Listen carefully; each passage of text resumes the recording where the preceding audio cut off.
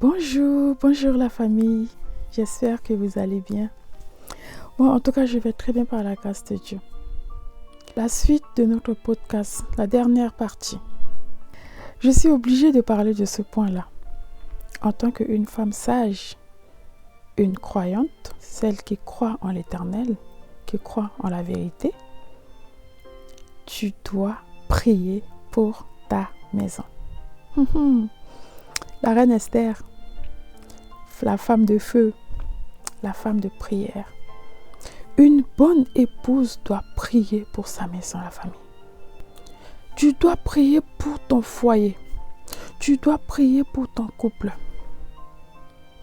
Vous savez, le mariage, c'est une grâce. Le mariage, c'est une bénédiction qui vient de l'Éternel. C'est l'Éternel qui donne. C'est l'Éternel qui fait grâce. Donc, si aujourd'hui tu es en couple, ou tu es marié, ou tu vis, je ne sais pas, maritalement, avec quelqu'un, dis-toi que c'est une grâce. Et en tant que femme sage, la gardienne de sa maison, la sentinelle, tu dois prier pour ta maison. Tu dois prier tout le temps pour ta maison. Parce que vous savez que le diable combat le mariage. Le diable est l'ennemi numéro 1 du mariage. Il combat le mariage. Et surtout les mariages en fait qui sont dans le Seigneur. Donc toi, la bonne épouse, celle qui croit en l'Éternel,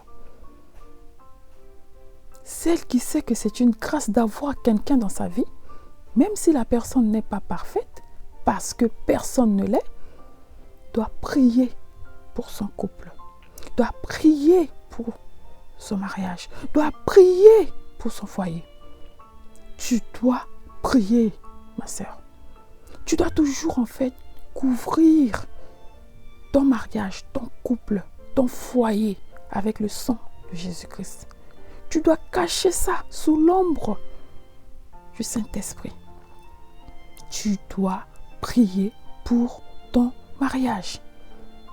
Je ne suis pas en train de dire que tu dois aller en fait dans les assemblées ou aller trouver un pasteur pour venir prier dans ta maison, pour venir prier avec toi pour ton mariage ou pour venir dire quoi que ce soit sur ton mariage. Non. Si tu sais en toi que ton mariage, Dieu est derrière, ton couple, l'Éternel est derrière, c'est lui qui a mis cet homme ou qui t'a emmené vers cet homme qui vous a mis ensemble.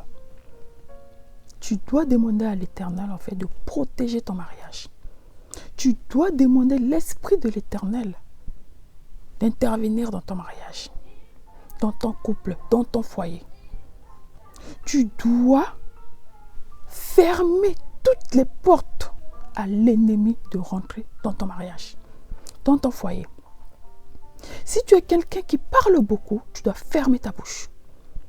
Si tu es quelqu'un qui aime recevoir beaucoup de monde chez elle, tu dois faire attention à qui tu invites chez toi, qui tu reçois chez toi. Tu dois savoir que du moment que tu rentres en mariage et que tu es en couple, tu dois combattre en fait dans le monde spirituel tout le temps. Parce que tout le temps, l'ennemi va se lever pour te combattre. Le diable va se lever pour diviser. Il va essayer de ramener des problèmes gauche à droite dans ton foyer. Il va toujours essayer par tous les moyens jusqu'à séparer carrément le couple. Il peut même ramener des maladies. Il va chercher par tous les moyens de secouer le couple, de secouer ta maison, de secouer ton foyer. Tu vois? Donc, en tant que gardienne, tu dois toujours prier. Même si tu n'as pas de force, efforce-toi. C'est quand tu te sens faible, c'est là que l'Éternel est fort en toi. Donc, tu dois toujours lui confier ta maison, ton foyer. ton couple. Vu que tu es une gardienne, ça veut dire une intercesseuse, sentinelle, tu as les yeux ouverts tout le temps. Tu vois? Donc, une bonne épouse qui croit en l'Éternel, je le répète pour finir, tu dois apprendre à prier pour ta maison. Et tu dois savoir que le mariage, c'est une grâce, c'est une bénédiction. N'écoute pas ce que les gens disent gauche à droite. Beaucoup de personnes vont venir te donner des conseils. Oui, ce mari, il n'est pas bien pour toi. Voilà comment il te traite. Voilà comme ci, voilà comme ça. Ça se trouve, ces personnes, en fait, ne sont même pas mariées. Ce sont des éternels célibataires. Des gens qui ont signé carrément un CDI de célibataire. Ou bien, ce sont des personnes qui sont carrément en intérim. Oui. Il y a des gens qui sont en couple, mais en intérim. Chaque 2 mois, chaque 3 mois, chaque 6 mois. 2 semaines. Tu vois? Donc, tu ne peux pas, en fait, écouter ce genre de personnes. Si c'est quelqu'un qui est marié depuis 40 ans, 30 ans, tu vas voir que la personne ne va pas venir te dire quitte ton mari parce que tu vis telle chose dans ton foyer ou tu vis telle chose dans ton couple. La personne ne te dira pas ça. Quelqu'un comme moi, par exemple, je suis mariée. Je connais les problèmes en fait qui se trouvent dans le couple. Même si je sais que j'ai encore des choses à vivre. Parce que c'est comme ça, on apprend toujours. Mais je ne peux pas me permettre de donner en fait un conseil à quelqu'un qui a problème en fait dans son couple. Comme quoi, quitte la personne. Je ne peux pas. Il y a toujours une solution. Cherche d'abord une solution. Donc, en tant qu'une bonne épouse, tu dois faire attention aussi à tes oreilles. Tu ne dois pas écouter tout ce que les gens disent gauche à droite en fait. C'est en écoutant que Ève a écouté le serpent dans le jardin d'Éden. Et vous avez vu en fait les résultats aujourd'hui. Vous avez vu les résultats. Donc, fais attention à tes oreilles. Et tu dois aussi faire attention à des paroles en fait doucereuses. Tu vois, comme c'est dit dans Proverbes chapitre 7, à partir du verset 21, c'est dit « Elle le séduisit à force de paroles. Elle l'entraîna par ses lèvres doucereuses.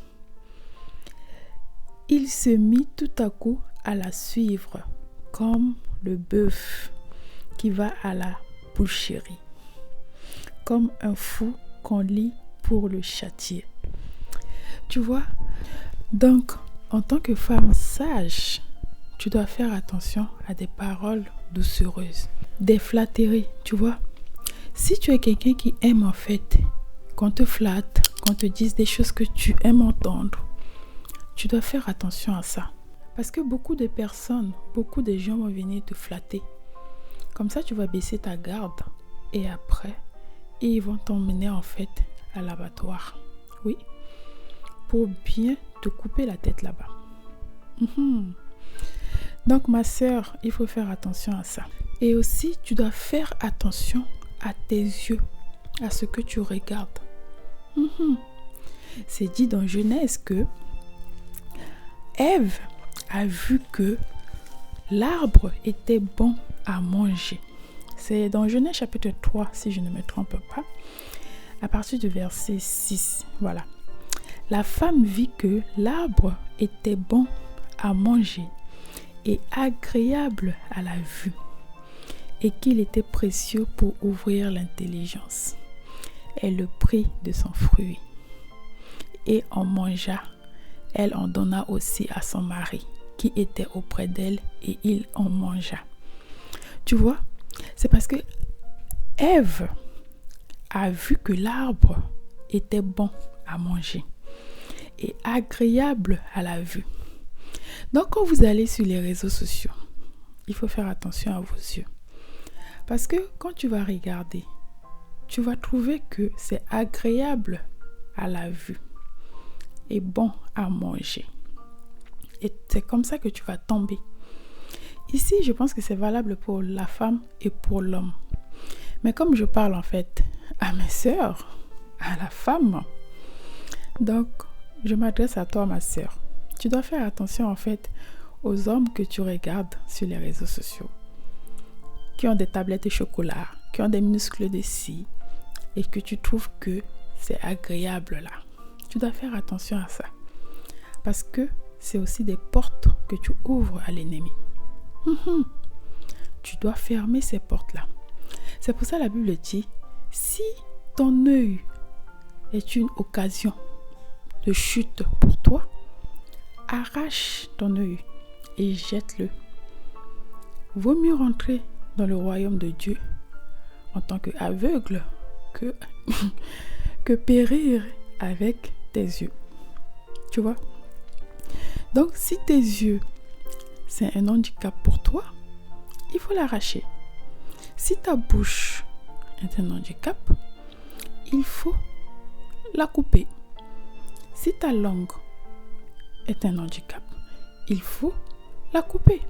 Donc, ma sœur, en tant que la femme sage, la grande reine, la reine Esther, la femme de feu, tu dois veiller sur tes sens. Tu dois veiller sur tes sens. Tu dois avoir le discernement. On en a déjà vu en fait dans le podcast en fait les qualités à cultiver d'une femme spirituelle.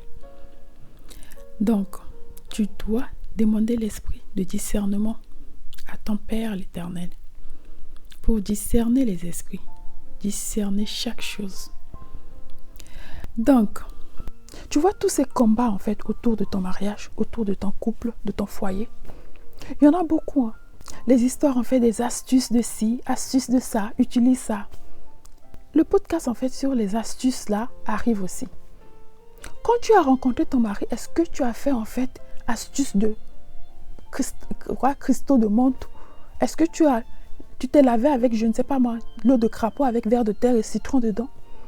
Je ne sais pas. Si tu as fait ça avant de rencontrer ton mari, je ne peux rien faire pour toi. Mais si tu n'as pas fait ça et que tu as juste prié et que tu as rencontré ton mari, quand il y a des problèmes, retourne voir la personne que tu as priée. Si c'est l'Éternel que tu as prié, retourne voir l'Éternel. Si ce n'est pas l'Éternel, ma soeur, retourne voir la personne que tu as priée. L'être que tu as prié et qui t'a envoyé le monsieur là. Il faut aller en fait vers cet être et parle-lui. Mais tu ne peux pas en fait laisser tes oreilles en fait, les coachs en fait sur les réseaux sociaux qui donnent soi-disant des conseils pour les couples. Utilise telle astuce, utilise telle chose, utilise telle chose. Non. Le secret qui va faire en sorte que ton mariage dure, la première, la soumission à ton mari, parce que c'est ton chef. La deuxième, tu dois apprendre à fermer ta bouche. Tu dois apprendre à fermer toutes les portes qui donnent accès aux gens à ta maison. Je ne parle pas de portes physiques. Parlez trop là. Arrêtez ça. Troisièmement, tu dois savoir que le mariage, c'est une grâce. Le fait que tu te retrouves avec quelqu'un, tu vis avec là, c'est une grâce. Il y en a qui pleurent dans les églises pour trouver quelqu'un. Va chez les marabouts. Elles sont remplies comme ça pour trouver quelqu'un. Dans les mosquées, n'en parlons même pas. Sur les sites des rencontres, il y en a partout. Les réseaux sociaux aujourd'hui, dans des lives, ça se balade pour chercher un mari, pour chercher quelqu'un. Il y en a qui ont l'argent, qui ont tout, mais qui pleurent aujourd'hui parce qu'elles n'ont personne pour partager ça. Elles dorment seules, avec des nounours. Donc quand tu as quelqu'un dans ta vie, même si la personne, pour toi, n'a pas de valeur, tu dois prendre soin. Aujourd'hui, tu dois prendre conscience que c'est une grâce. Oui, c'est une bénédiction que Dieu t'a donnée. Tu dois vraiment, vraiment remercier l'Éternel en fait pour ça. Et essayer de changer ton comportement. Et par ton comportement, Dieu pourra aussi changer ton mari. Parce que c'est ce que la Bible dit. Par le comportement de la femme, elle peut changer son mari. C'est la parole de Dieu qui dit ça. Et Dieu ne ment pas. Tu vois? Donc, si tu arrives à comprendre les profondeurs de ces trois choses que je t'ai citées là, ton mariage peut que durer. Vraiment. Ton mariage peut que durer. Même quand il y aura des problèmes, Dieu va intervenir. Père l'Éternel va intervenir. Donc voilà, en tout cas pour aujourd'hui la famille. J'ai beaucoup de choses à dire, hein, mais je vais garder le reste en fait pour le live privé. Pour nous entre les couronnes là-bas. Donc je te fais des gros bisous. Et sois béni. Bye.